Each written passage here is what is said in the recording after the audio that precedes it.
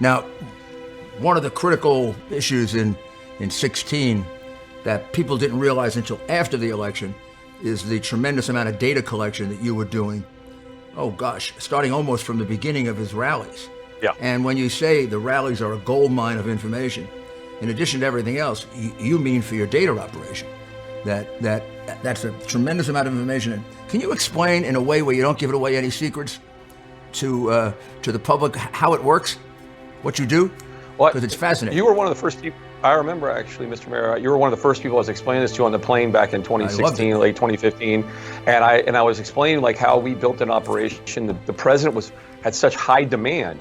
We understood that there was a give take there, that people were willing to give up their information because how much the demand and just visceral feeling they had towards the president. We needed to understand what was happening. There were so many people with low propensity turnout. One of the most amazing things is 25% of the people that show up for Trump rallies haven't voted, but maybe once in the last. Even now. I'm going to have a data later today or tomorrow, depending on when this podcast shows, but that are actually going to show even this million people that hundreds of thousands of people haven't shown up to vote. That data allows us to build models. And what that means is we can look at and find other Americans that look similar to these people. We are able to find them and see what is the type of person right now that is likely to show up that hasn't the last 20 years. And even what's funny is almost 10% didn't even show up in 2016. Now think about that number, 10%. That's a significant number that doesn't show up in polling because these currently aren't in the models to poll. The president is very underpolled. He is that way because large portions of the American population that have no voting history, who are very off the grid, feel very visceral around this president, want to show up. Their enthusiasm out the world.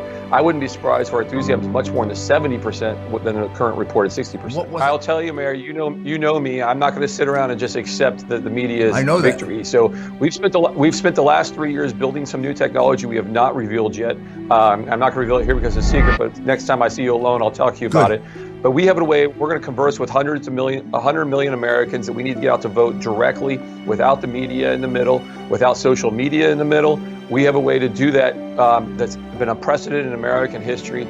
And when we turn that engine on, we're going to be able to deliver votes and bring a GOTV, get out the vote effort that's never been seen in American history.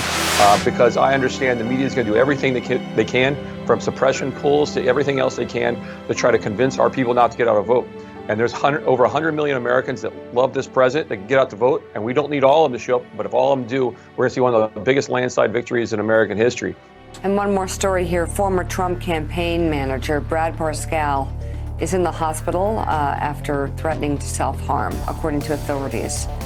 Fort Lauderdale police arrived at Parscale's house in the afternoon yesterday when his wife alerted authorities that he was armed, has access to multiple firearms, and was threatening to harm himself. Officials were able to talk him out of the house uninjured and transported him to Broward Health Medical Center. The Trump campaign released a statement following the news, writing, "Brad Parscale is a member of our family, and we all love him.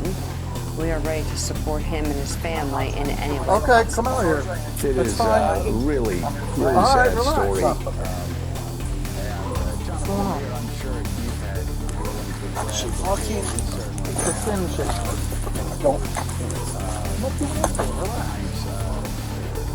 What happened? So, she started saying all this. Get on the ground, man. Get on the ground. Get on the ground. Get on the ground, man. Oh, Jesus. I didn't do anything. I didn't do anything. I didn't do anything. Stay down. Hands right back. Hey, we'll figure it all out, right? Don't worry about it. I didn't do anything.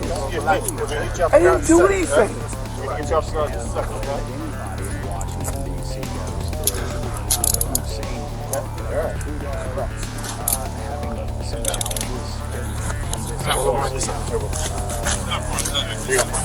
Weapons on you like that? No, I didn't have any weapons. I didn't do anything. We're going to get you on the ground, boss.